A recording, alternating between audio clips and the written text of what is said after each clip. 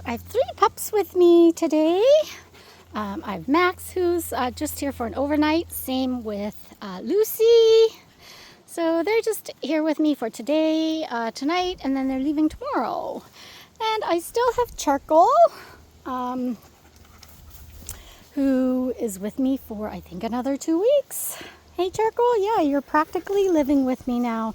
Yeah, but you know what? He's such a sweetheart. Like, dogs, honestly, are so loyal. Like, he still goes to the front door and looks outside and sort of is hoping to see his owner come back. So there's an amazing dog story about loyalty.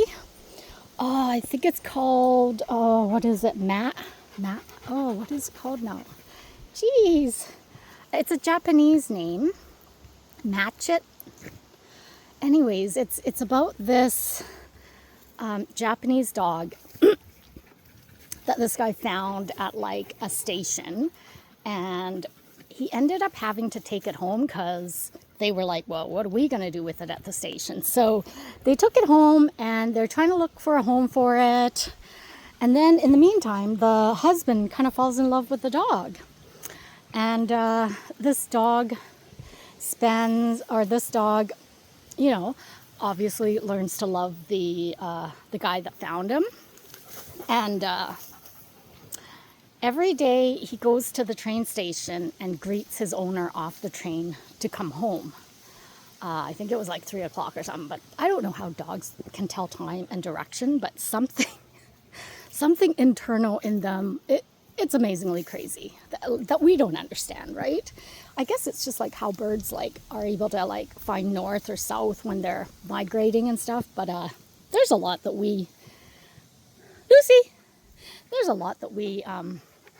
can't perceive that other animals can. But so with the loyalty of this dog, Charcoal, so he goes there every single day, and then one day the owner, who's a university professor, has a heart attack and passes away. And of course the dog doesn't understand this, right? But he continues for his whole entire life. He goes and waits at the train station for this guy to show up, for his owner to show up. And it is so heart-wrenching, right? To see this dog just never giving up hope. Yeah, such an amazing movie. It stars Harrison Ford, I believe, who's the actor as the owner. So it's obviously adapted to North American, but the real story, so it's based on a true story, and there's even like a statue of the dog at that train station, but it's based on a true story in Japan. Yeah, like dog loyalty is so crazy amazing. I know when my first dog, my first dog Chico, we had to give him up to my then husband's sister because it was just too much for me to handle after having a baby. We weren't giving him the quality life that he's used to. Like, I wasn't walking him, and I was just so exhausted. So he went to his sister, and they gave him an amazing life. They walked him every day. They spoiled him, you know. And I mean, I still got to see him and all that at all our family gatherings. And trust me, like, he wasn't unhappy that he had to transfer owners. In fact, I think that's probably the most selfless thing for me to have done, because I was thinking of his in his life.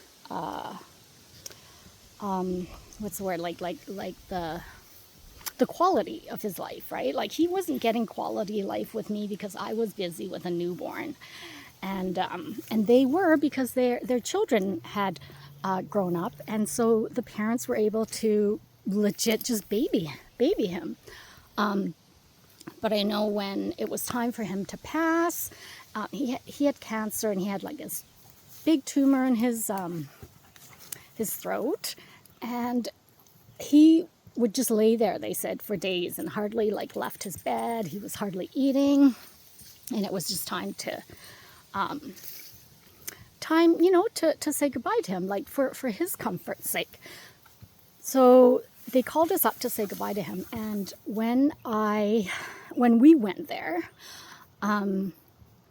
he got out of bed, he greeted us with excitement. It was like, you know, his sister was thinking like, wow, where did all this energy come from? Like he was so exhausted and just like in bed for days, and you know, but that's the amazing loyalty of dogs, you know, like I just find like, yeah, they just love so openly and so unconditionally.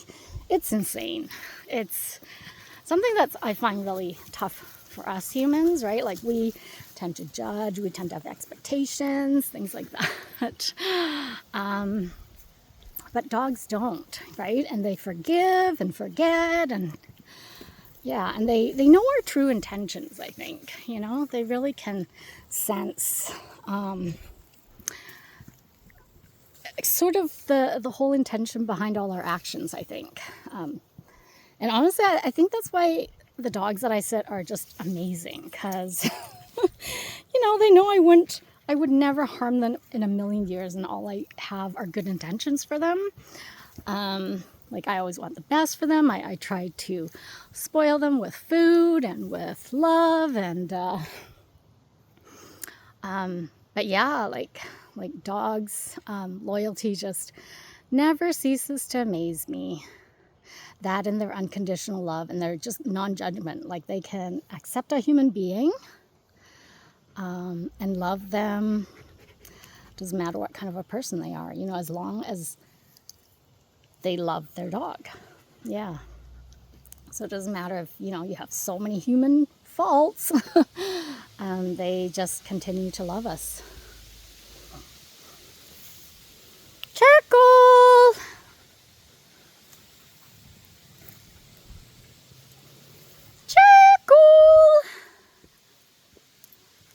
Where'd the boy? He likes eating grass.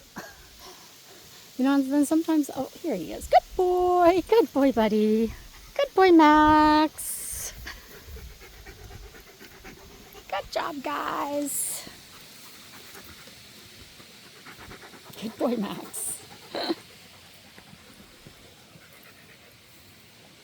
Yeah, and the other thing too is like, I hear this all the time with owners. They're like, oh, you know, they look like they were having so much fun in the videos. We were worried that they wouldn't want to come home with us. And without fail, I think there were like a couple exceptions for a couple of dogs.